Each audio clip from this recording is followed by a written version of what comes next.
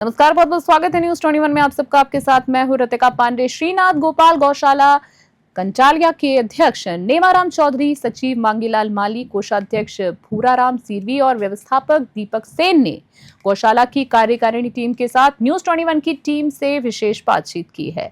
कार्यकारिणी ने सरकार से मांग की है कि गौशालाओं का पट्टा प्रदान किया जाए और इन्हें हाईटेक और आत्मनिर्भर बनाया जाए। गांव की जनता और भामाशाह के सहयोग से गौशाला में निर्माण काम जारी है।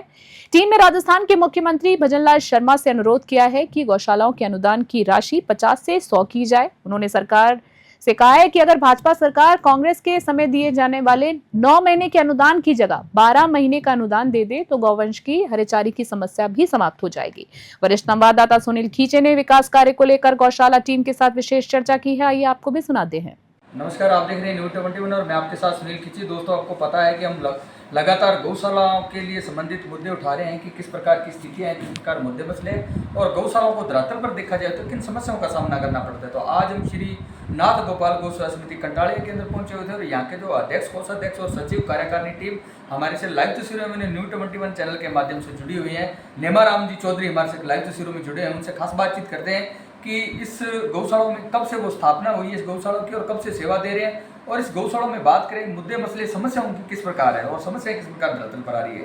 सर, हमारे चैनल में आपका स्वागत है। सर, बहुत बहुत धन्यवाद। गौशालाएँ जो अभी जो ये गौशाला चल रही है, करीब इसके गौशाला को चलते हुए 25 साल हो गए। इसमें 800 गौवंश का पालन पोषण हो रहा है और गौ माता की सेवा हो रही है। रही बात समस्याओं की, तो जितनी भी गौशालाएँ आज के टाइम में बसी हुई हैं वो सभी सरकारी ज़मीनों पे, ज़्यादातर जो गौशालाएँ खुद की ज़मीन पे नहीं बसी हुई है, सरकारी ज़मीन पे बसी हुई है और उसमें भी गोचर भूमि पे ज़्यादा बसी हुई है, सरकारी भूमि पे। तो हमारा ये निवेदन रहेगा सरकार से कि आप इसमें नियमों में शिथिलीकरण दे करके, नियमों में ढील दे करके और कुछ बदलाव करके नियमों में आप इन गौशालाओं को जितने भी जो दानदाताओं का जो पैसा लग चुका है उसमें करोड़ों रुपए दानदाताओं के पैसे लगे और आज के टाइम में वो सेवा के चक्र में, तो उनका अलॉटमेंट करवाया जाए। अलॉटमेंट के लिए निवेदन रहेगा सरकार से। तो सर, बातचीत करते हैं कि 90% गौशालाएं गोचर भूमि में है, उनका अतिक्रमण हटना चाहिए और उनको पट्टा दिए जाए, ये भी बड़ी मांग उठ रही है। बिल्कुल सही बात है।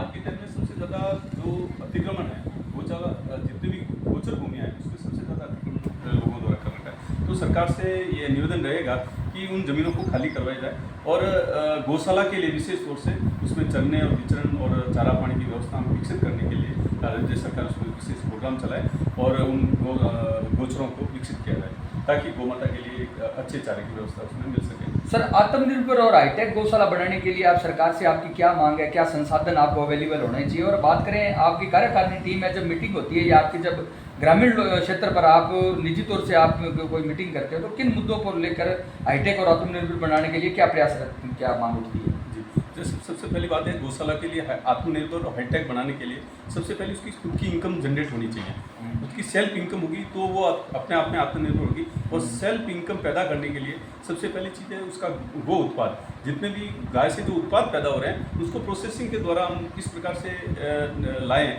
और प्रोसेस में लाएं और जैसे दूध का मामला है तो दूध क्वालिटी का मिले, उसको सही पोषण मिले, उसके बाद दूध का जो होता है उसको मार्केटिंग ढंग से हो, उसका सही दाम मिले मार्केट में। उसके लिए सरकार को इनको डेयरी फार्म से जोड़ने के लिए विशेष तौर से एक ऐसी योजना बनानी चाहिए कि भी उसमें एक संकलन क्षेत्र बना करके नज़दीक सेंटर में 15-20 गौशालाओं का और वहाँ से एक संकलन बना करके उसका इकट्ठा करके फिर उसका प्रोसेसिंग करवाया जाए और उसको उचित दाम मिले। आज के टाइम में सबसे पहली ज़रूरत है कि भी उसको सही दाम मिलना चाहिए और जब तक सही दाम नहीं मिलेगा तब तक गौशालाओं को सही भाव आत्मनिर्भर और आर्थिक स्थिति में संपन्न नहीं हो पाएगी। सर, बात करते हैं कि अभी जो कांग्रेस सरकार कार्यकाल के अंदर 9 महीने का सरकारी अनुदान था, उसको पहले उन्होंने जो स्थगित किया था 3 महीने का अशोक गहलोत जी कार्यकाल में हुआ था, फिर उन्होंने बढ़ाकर इसको 6 महीने का किया, फिर उन्होंने 9 महीने का किया और उन्होंने आश्वासन दिया हमारी सरकार सत्ता में आती है तो हम 12 महीने का भी करने की कोशिश करेंगे। भाजपा सरकार आ गई है, भजनलाल की सरकार, उनको क्या आप कहना चाहते हो? और 20 रुपये और जो 40 रुपये छोटे बड़े को उसको दे रहे थे, ये भी 22 और 44 किया, अभी इन्होंने बढ़ा के अप्रैल माह के बाद में 25-50 के हिसाब से आने वाला है, तो क्या इससे संतुष्ट है कार्यकारिणी? नहीं, संतुष्ट नहीं है। और आज के टाइम में इतना ही महंगाई बढ़ चुकी है कि 19 पर 22 पर आज के 10 साल पीछे की बात करें उसमें 20 रुपये की बात करते थे, फिर 22 की बात की, अब 25 की बात कर रहे हैं, अभी 50 की बात कर रहे हैं सरकार। तो ये पर्याप्त नहीं है। मतलब आज के टाइम में 14-15 रुपए केजी का तो चारे का भाव है, तो उसको बिहेव कैसे करेगी। और दूसरी बात रही जो दानदाता हैं, तो दानदाताओं का भी श्रद्धा के प्रति जो भाव है वो भी दिन कम हो रहा है। तो हमारा निवेदन रहेगा राज्य सरकार से कि भी आप इसमें अनुदान की जो दर है उसको 50 और 100 रुपये करे जाए, ताकि गौशालाएँ आराम से इसकी व्यवस्थाएं कर सकें। आज के टाइम में स्थितियाँ अलग है क्योंकि महंगाई इतनी ज़्यादा बढ़ने के कारण से जो आज का अनुदान मिल रहा है उसमें गोवंश को जीवित रख सकते हैं हम। उसके ज़्यादा दूसरी सुविधाएं जैसे पानी है या अन्य कोई व्यवस्थाएं, चिकित्सा संबंधी दूसरी व्यवस्थाएं, तो उसको हम पूर्ण नहीं कर पाते हैं। तो ये हमारी सबसे बड़ी समस्याएं हैं, उसके प्रति सरकार को ध्यान देना चाहिए। श्री नाथ गोपाल गौ समिति के अंदर सर हमने पूरा न्यूज़ 21 चैनल के माध्यम से हमने कवरेज की है, तो सर बहुत अच्छे तरीके से गौशाला एस्टेब्लिश है। इसके अंदर साफ सफाई और रख रखाव और पौष्टिक आहार वगैरह और गौमाता की भी अच्छी स्थिति है। तो सर इसके लिए बात करें, वैसे तो जन सहयोग के द्वारा भी 50% गौशालाएँ चलती है, तो जन सहयोग के अंदर बात करें भामाशाहों की तो किस प्रकार नाम है जी। यहाँ पे सबसे बड़ी समस्या है जो दानदाताओं की बात है सर। दानदाताओं में सबसे बड़े 2 दानदाता हैं हमारे इसमें गौशाला में हैं। एक हमारे बस्तीमल जी पोरवाल है जो कलकत्ता निवासी थे, बिजनेस उनका कलकत्ता था, मूल निवासी कलकत्ता ले गए थे। तो उन्होंने एक पहले 150 का चारे का हॉल बनाया था, उसमें आज से 10 साल पहले उन्होंने 25 लाख रुपये लगे थे। उसके बाद उन्होंने इस बाउंड्री का गौशाला की चारों तरफ बाउंड्री के लिए उन्होंने 30 लाख रुपये अभी 5 साल पहले लगे हैं। तो सबसे बड़े दानदाता है हमारा। और उसके बाद दोनों का, हमारे सेठ साहब दोनों का स्वर्गवास हो चुका है, मगर उन्होंने अपनी ज़िंदगी की पूरी कमाई एक ट्रस्ट को देके गए, उसमें 240 करोड़ रुपए उन्होंने देके गए हैं।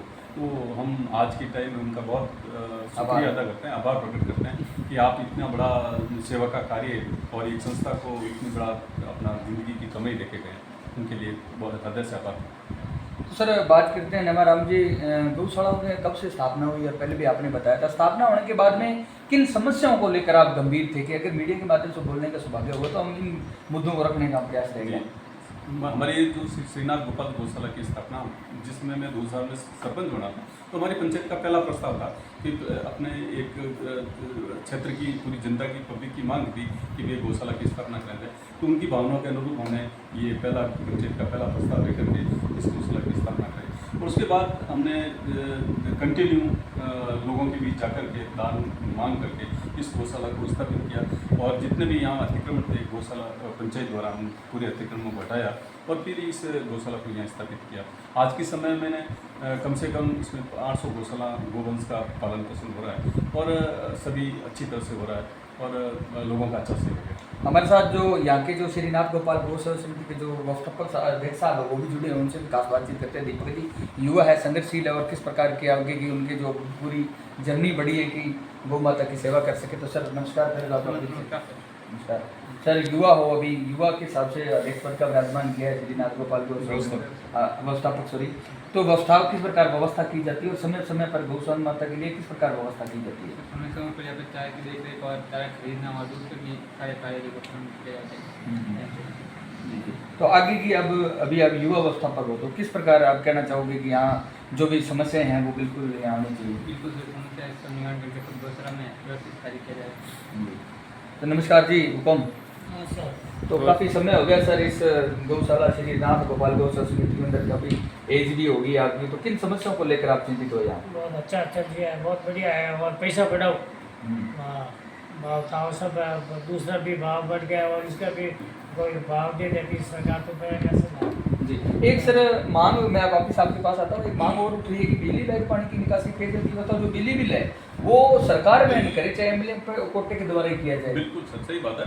आज के समय में जितने भी गौशालाओं में जो बिजली पानी का बिल का जो खर्चा आता है वो सरकार को वहन करना ही करना चाहिए। ये सेवा का क्षेत्र है, इसमें संस्थाएं जो पैसे इकट्ठे करती है उससे चारा और पानी की व्यवस्थाएं मुश्किल से हो पाती है, तो दूसरी व्यवस्थाओं के लिए पैसे कहाँ से लाए गौशाला?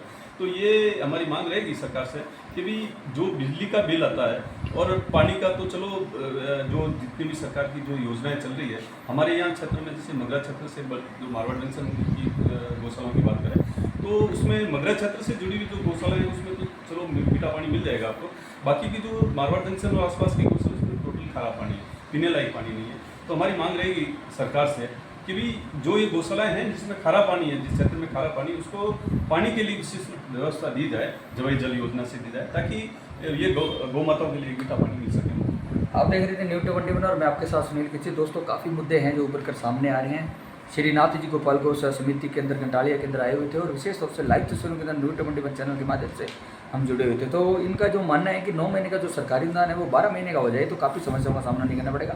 उनका दूसरा मुद्दा है कि बिजली, लाइट, पानी की निकासी, पेयजल की व्यवस्था, जो बिजली बिल अगर सरकार वहन करे तो जो हमारा सरकारी अनुदान आता है उससे हम पौष्टिक आहार और अच्छी तरीके से गोपालकों की सेवा कर सकते हैं। और उनका मानना है कि जो 90% गौशालाएं गोचर भूमि में उनका अतिक्रमण हटाया जाए और गौशालाओं को पट्टा प्रदान किया जाए ताकि MLA, MP, जिला प्रमुख, प्रधान की जो भी योजनाएं हैं, सरकार की पॉलिसी है वो गौशाला में आ सके। देखते रहिए न्यूज़ 21 के साथ मैं सुनील किसी, कैमरामैन पर्सन संदीप के साथ। 10 मिनट देने के लिए बहुत बहुत बहुत धन्यवाद सर, बहुत बहुत धन्यवाद।